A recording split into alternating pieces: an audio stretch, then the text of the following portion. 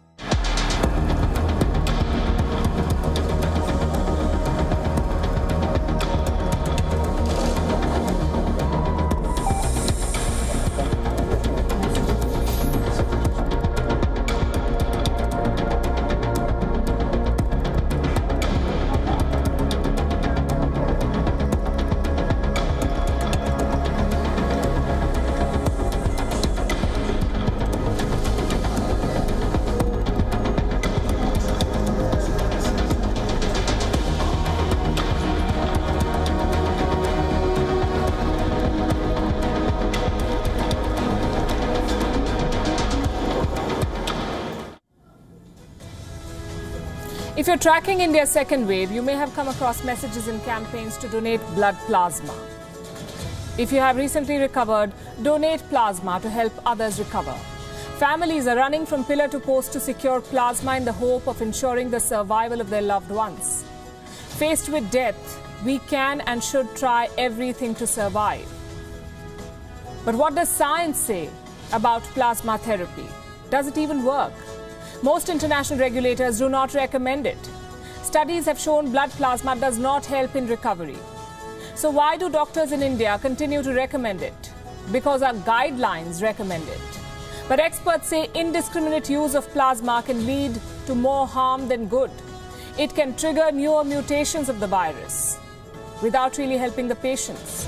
For the past 3 days, we've been speaking to doctors, scientists and experts across continents to put together a special report for you. On Gravitas tonight, we'll bring you the findings. Does plasma theory help? We'll get you the answer. Also on the show, we've told you that the WHO failed us. Tonight, we'll tell you why it failed us. Because of systemic rot that the top bosses continue to cover up. An investigation now exposes sexual abuse scandals that were brushed under the carpet. The fighting in Israel has intensified. More than 1,000 rockets fired in one night. By the looks of it, no side is ready to relent. Is this another war in the making? Did America fund Wuhan lab research? Dr. Anthony Fauci faces off with Senator Rand Paul on the US government's role in Wuhan. And Nepal's Prime Minister Oli sends an SOS appeal in a British newspaper. He says his country needs international help. We begin as always with Gravitas Global Headlines. Amid claims that the World Health Organization has said that the Indian COVID-19 variant has been found in 44 countries, the Indian government clarifies that the global health body has not classified this variant as Indian. The WHO has not associated the term Indian variant with the B1617 variant of coronavirus, noted the Indian Health Ministry.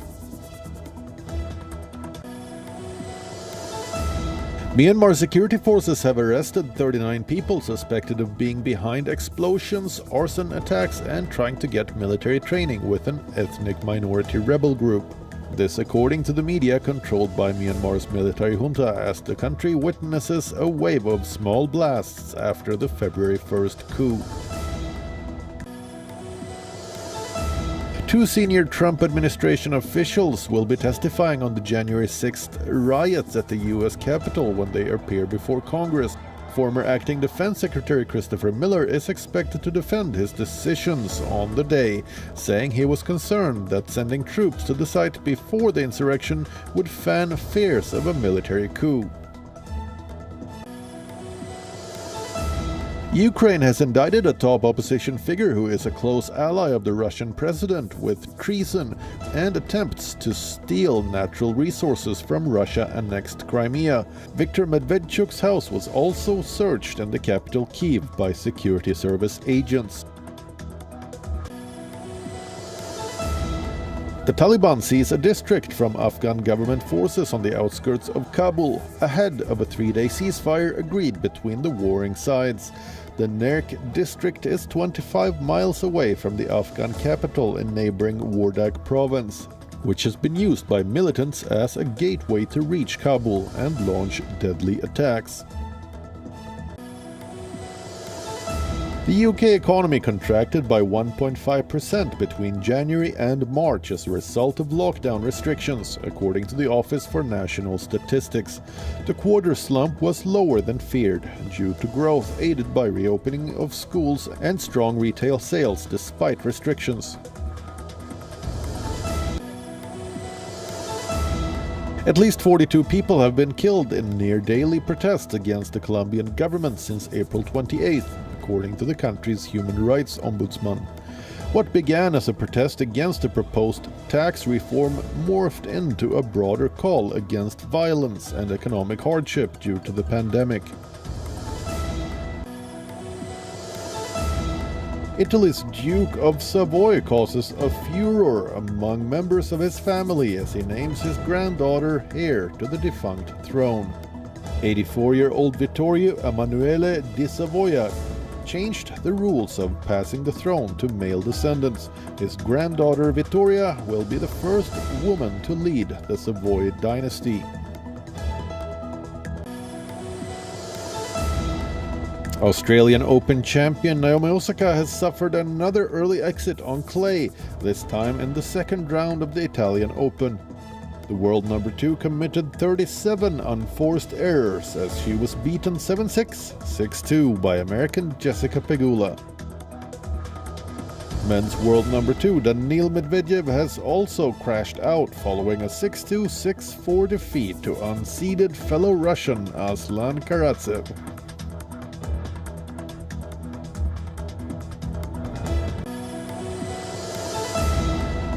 Manchester City have been crowned Premier League champions for the third time in the last 4 seasons. Pep Guardiola's side clinched the title after second-placed Manchester United were beaten 2-1 by Leicester to give them an unassailable 10-point lead, with only 3 games remaining. Scores of Man City fans celebrated the club's 14th major trophy in the last decade, outside the Etihad Stadium. About 10,000 of them will be in attendance when City are awarded the title on May 23rd.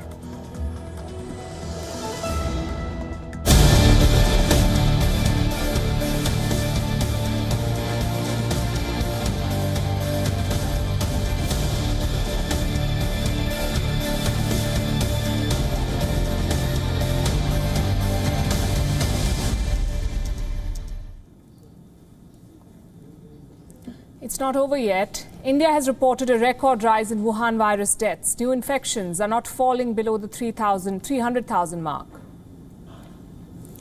In the last 24 hours, more than 340,000 people have tested positive in India, but the decline in active cases gives us some hope. They dropped again today by more than 11,000. Close to 20 million people have recovered so far. What's not dropping is India's death count. More than 4,200 people died in the last 24 hours, the highest ever tally that India has reported in a day, 4,200 plus. Total deaths since last year, more than 250,000 people. And these figures may not tell the full picture because the pandemic in India's smaller towns and villages is still largely unchronicled. Meanwhile, the double mutant that has been driving India's surge has been found in 49 other countries. It is now a variant of global concern.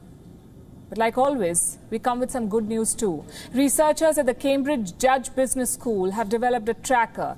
They believe that India's second wave has peaked already. On what basis?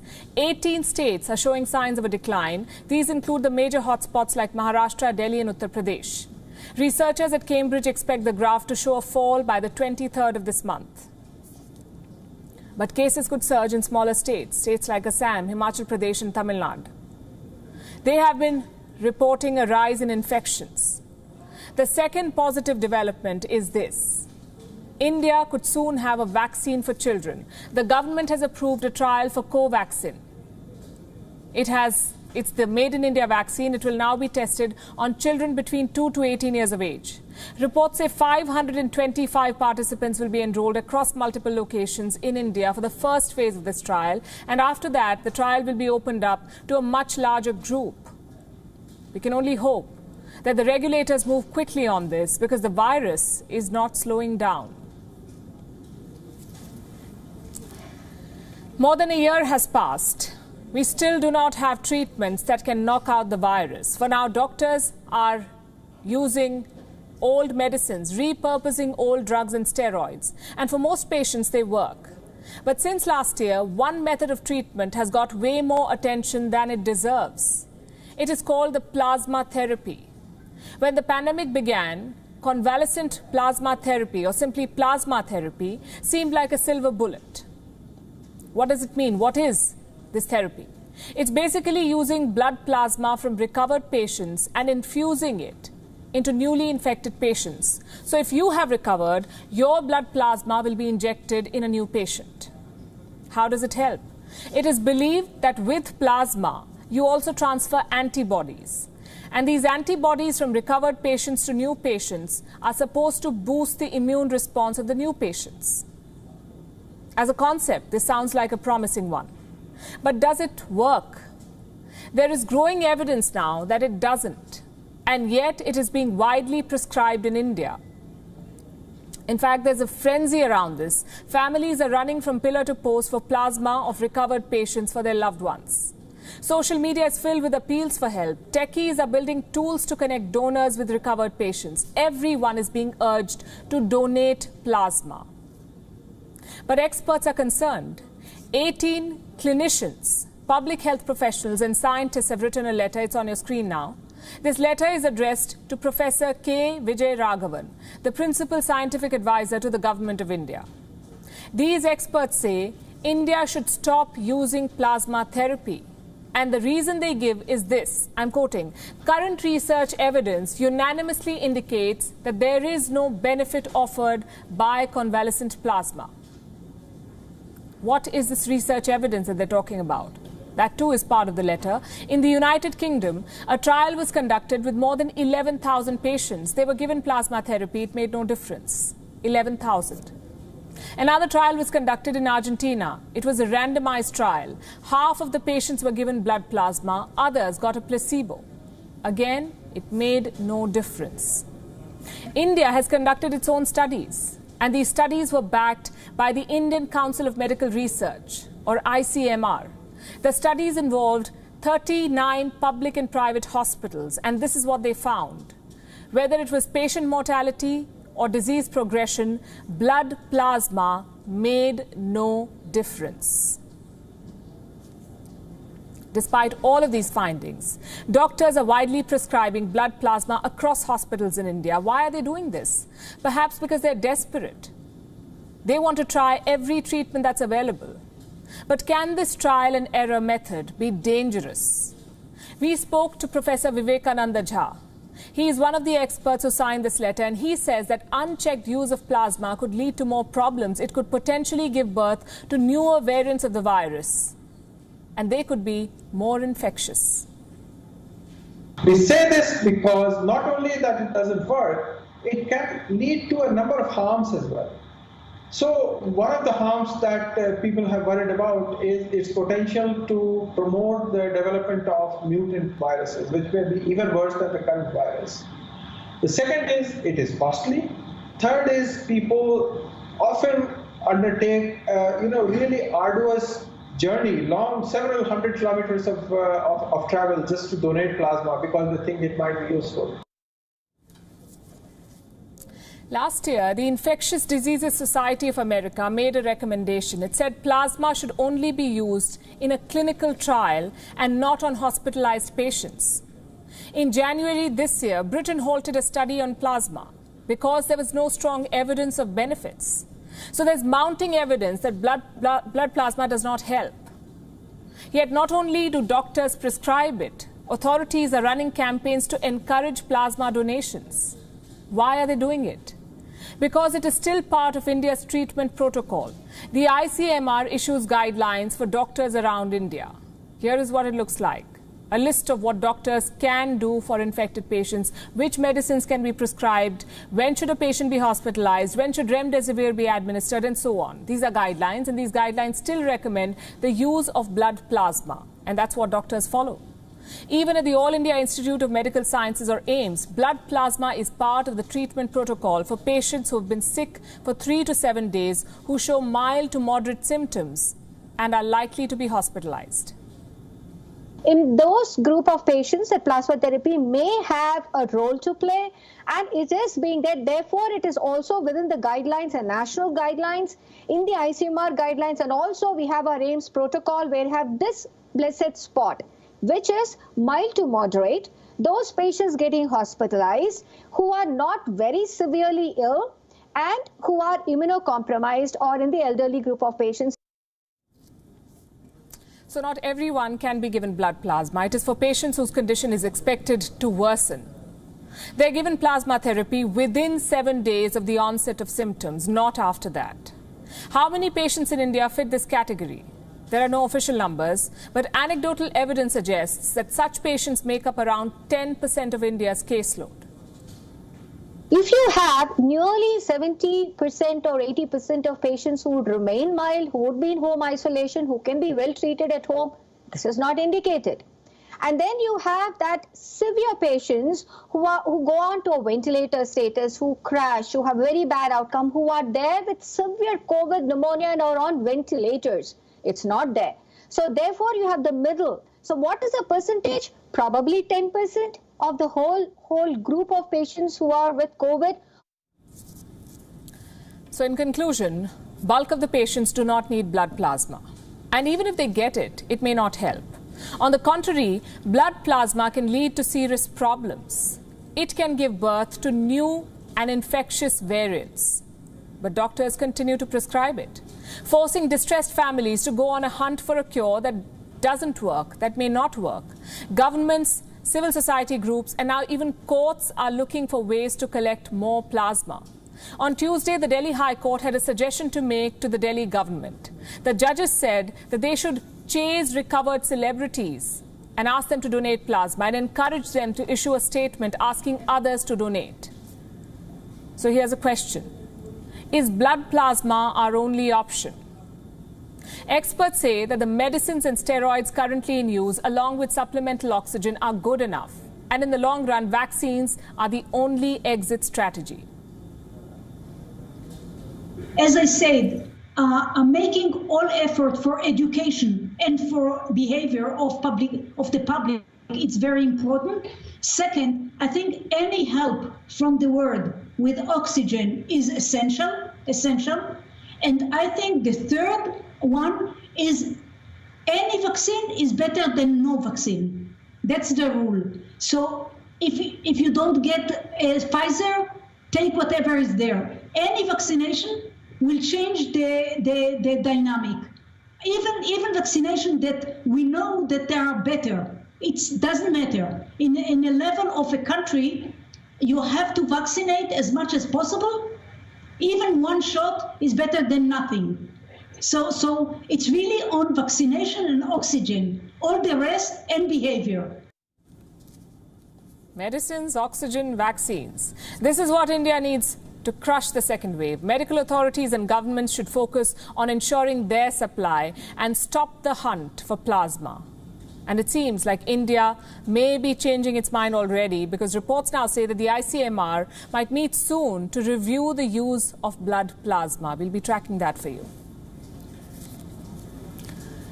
Let's talk about the World Health Organization, a guardian angel turned predator. That is the best way to describe the WHO. This is an agency intended to lead the world to make a healthy planet. Instead, it is mired in controversy and petty politics. First, they failed to warn us about the pandemic. It's a story that we've told many times on the show. But think about why the WHO failed. How did they miss all the warnings and signs? Because this is a broken organization. The leadership couldn't care less about what's happening. Thugs and perverts have infiltrated its ranks. And I use my words with care. This is the story that we are telling you tonight, about the horrors unleashed by WHO officials in Congo and how Dr. Tedros and his friends were complicit with their silence. The story begins with this man, Boubacar Diallo. He's a doctor from Canada. He was in Congo managing the WHO's campaign against Ebola. The year was 2019. The same year, he approached a Congolese nurse with a job offer. Her name was Shekina. Back then, she was working as a nurse's aide in northeastern Congo. Now, this is a region infested with violence and disease. Nurses here are doing God's work, but they're paid practically nothing. So Shekina took up the job offer, and that's when Dr. Diallo started demanding sexual favors from her. Now, this is a classic example of a man misusing his position of power. On one side was Diallo, an influential doctor from the West, backed by the World Health Organization, no less. On the other was Shekina, a nurse who has known nothing but war and poverty. She had no option but to accept. Crise economic ndio ilikuwaka na nikaangalia iko chef anakuwa na influence mingi nayo ikanipuse vile kushena. The WHO says its motto is to serve the vulnerable. But in Congo 2019, its doctors were preying on the vulnerable. And do not think that Diallo is a one-off case. The WHO has dozens of predators in its ranks. Systemic abuse of women is a pan-organization problem. Here's another example, and this too is from Congo, about a certain Dr. Jean-Paul Ngandu. He impregnated a local woman. He later denied being the child's father. So the woman turned to the WHO for help. Do you know what the organization did? No complaint, no punishment. Instead, they covered it up. The doctor signed a contract with the woman. He promised to pay her $100 per month until the child was born. He also bought her some land. And guess who signed as a witness to this contract? 2 staffers of the World Health Organization, including a manager. So this abusive doctor bought the woman's silence, and the WHO signed off on it. And now we come to the most important question. What was the WHO leadership doing?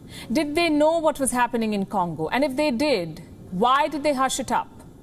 In October 2020, Dr. Tedros finally addressed the matter, and this is what he had to say about the reports. We will not tolerate behavior like this from our staff, contractors, or partners. Anyone identified as being involved will be held to account and face serious consequences, including immediate dismissal. What did you make of that? Dr. Tedros wants you to believe that he was unaware of these reports and that he wouldn't put up with such behavior. But the truth is something else. The WHO's internal emails and staffers tell a very different story. The leadership was informed of Diallo's misconduct in 2019 itself, and they decided to not take the matter further. Why? Because the agency's reputation was at stake. The same happened with Dr. Ngandu. Look at this email written by a staffer to Dr. Michael Yao. He was the WHO's emergency operations manager at the time, and I'm quoting from the letter, "We cannot afford to have people tarnishing the sweat and effort of individuals sacrificing themselves through inappropriate sexual habits." 1 week after this email was sent, the doctor signed. His WHO colleagues advised him to settle out of court. The fact is, the World Health Organization is more concerned about optics than justice. They launched an internal probe into Dr. Diallo, but not even one accuser, not a single accuser was interviewed in this probe. Some of the female staffers are losing patience with the leadership. They say that the WHO has ignored sex abuse issues for years. And this is the organization tasked with creating a safer, healthier world. The bottom line is, the World Health Organization needs to change, and it must start with this man, Dr. Tedros. He visited Congo 14 times during the Ebola outbreak. He was good friends with Dr. Diallo. All of this was happening right under his nose. He did not lift a finger. He says he had no idea. And now he may be planning to seek re-election, another 5-year term at the top. Let me end with this. The current WHO leadership has tarnished the organization. There are no professionals.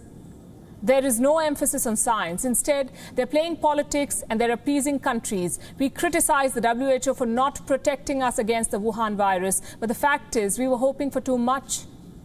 What else can you expect from an organization that protects sexual predators and silences survivors? And here's a story we've been tracking. It's being called the most intense hostility in years, the heaviest offensive since the 2014 Gaza war. Thousands of rockets have been exchanged between Israel and Gaza in the last 48 hours. At least 49 people have died. Among them are 13 children and a 32-year-old Indian woman. Buildings are shaking in Gaza. In Israel, there are sirens blaring. The skies are on fire, and the cry of the conflict is being heard as far as India. How did it all start? How did it escalate? Are we staring at another war? We'll discuss all of this in the next 5 minutes. Let's begin by taking a look at what happened in the last 24 hours.